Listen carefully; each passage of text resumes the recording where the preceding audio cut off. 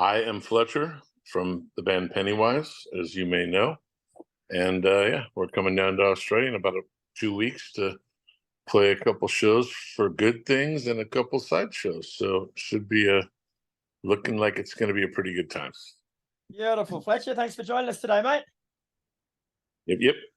Oh, well, as you mentioned, Pennywise are one of the main acts coming to Australia for Good Things Festival, which hits Melbourne, Sydney, and Brisbane over December 1, 2, and 3. So, as you say, man, it's not long now, so you're packed and ready to go.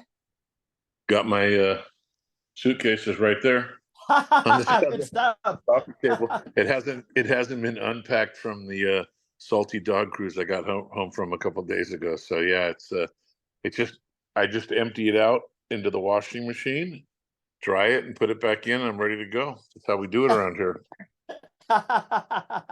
So you would have done a lot of traveling over the years, bro. So what's one luxury item you never leave home without?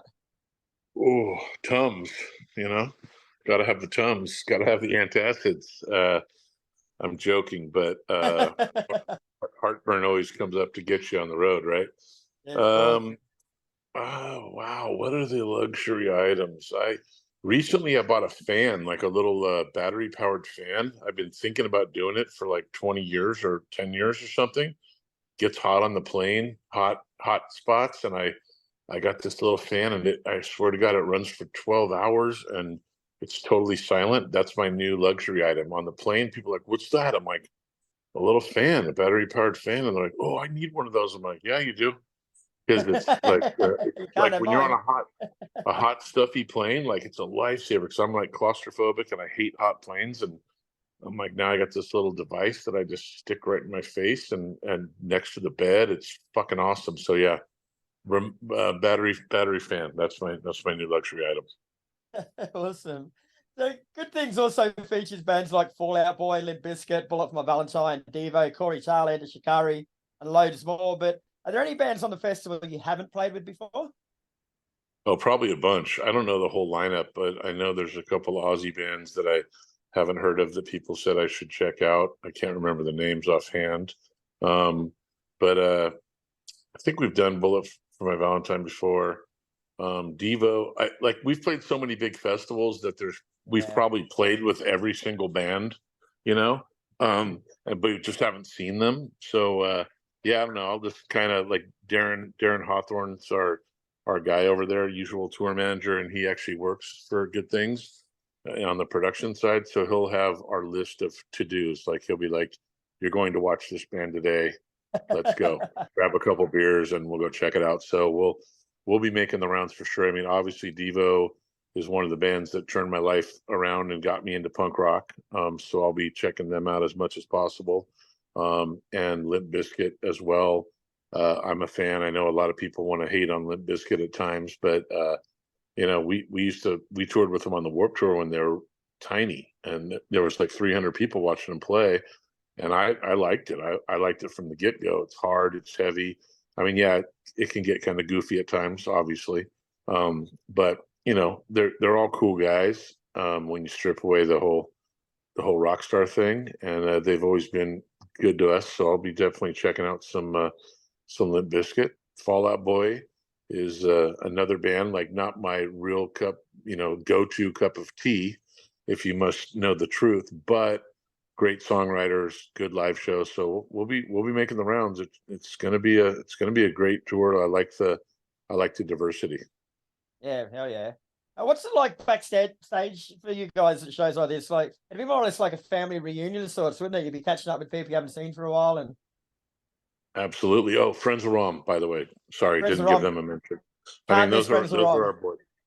Those are our boys. We've done some serious partying with good old Frenzal. I don't know if Jay's drinking. I heard he was on the wagon last time I heard, so I don't know if he's back on the bottle or not. But it'll.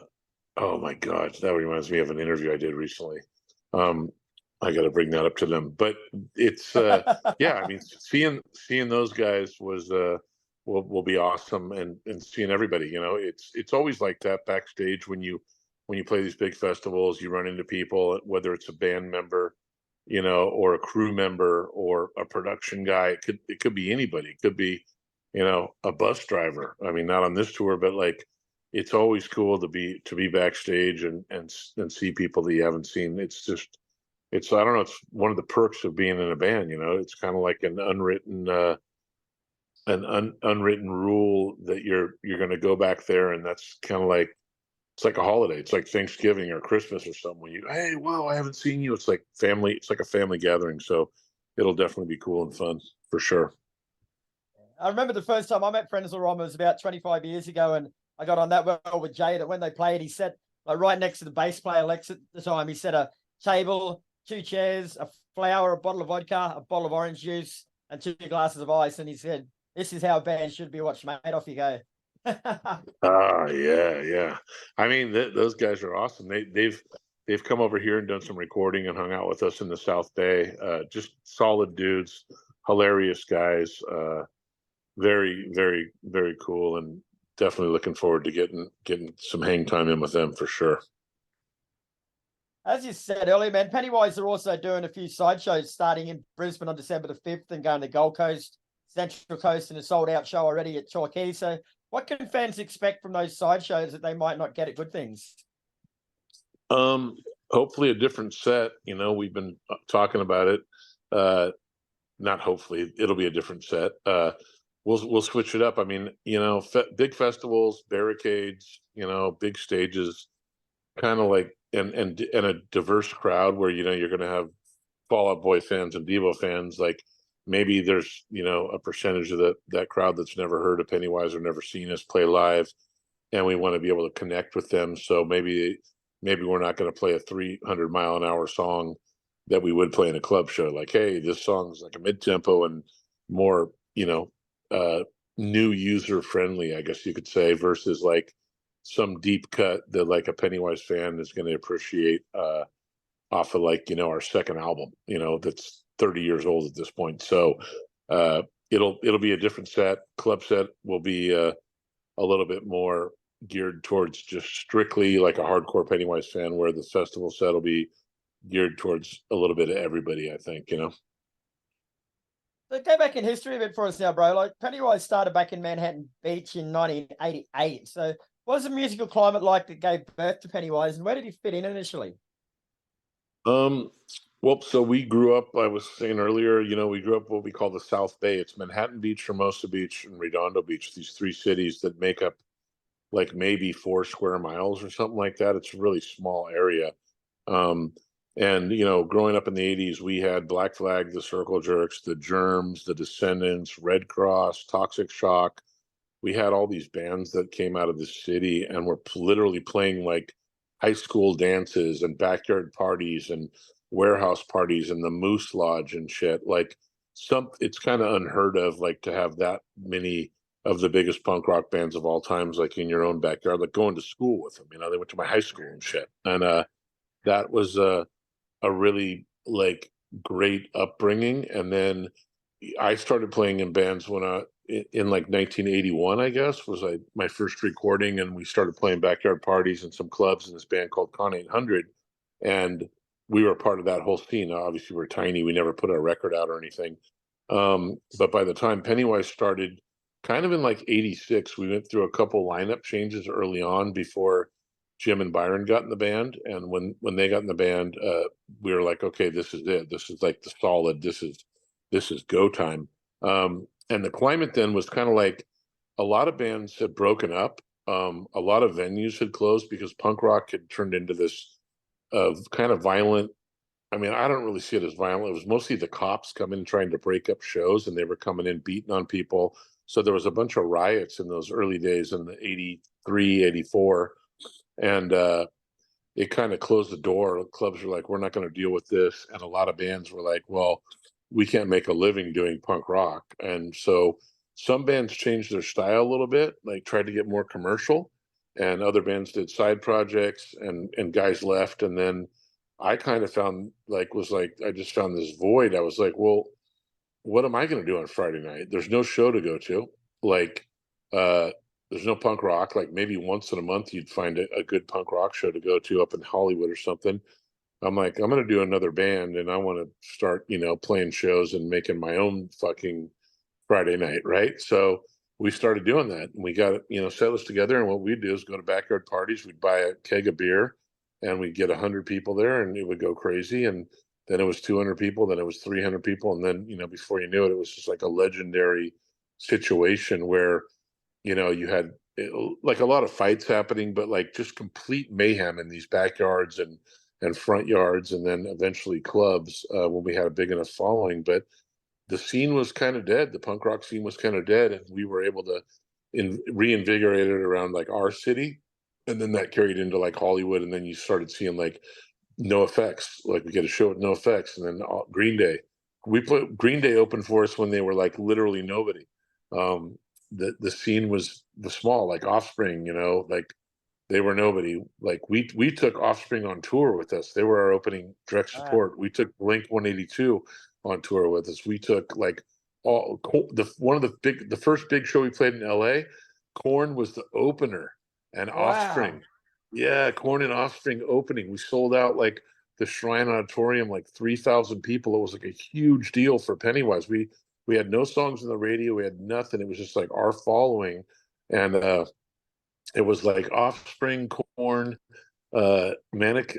Was it Manic Hispanic or something like that? And or no, it wasn't Manic Hispanic. It was some other Cholo band, and Pennywise, and like it was crazy. So like the scene was dying when Pennywise first started coming around, and then Bad Religion came out with Suffer. And I mean, Bad Religion was Byron, our drummer. I took him to his first punk show. It was the Bad Religion album. They played Suffer in their entirety, and the club they were playing in held 195 people. And that was like that's about what bands were doing, 195 people in those days. So the scene was kind of dead, but it slowly started to come around and change, and we were just super grateful to be a part of that like resurgence, because that Suffer album, I think, changed everything. It really invigorated and motivated a lot of people. And then a lot of the old bands started getting back together, like the Adolescents or whatever, and Circle Jerks. And all of a sudden, bands that were barely playing were like, hey, people are liking this again, and there's a new scene happening. And then they kind of exploded worldwide. So here we are today, and grateful to be along for that ride. Wow, that's an awesome story, bro.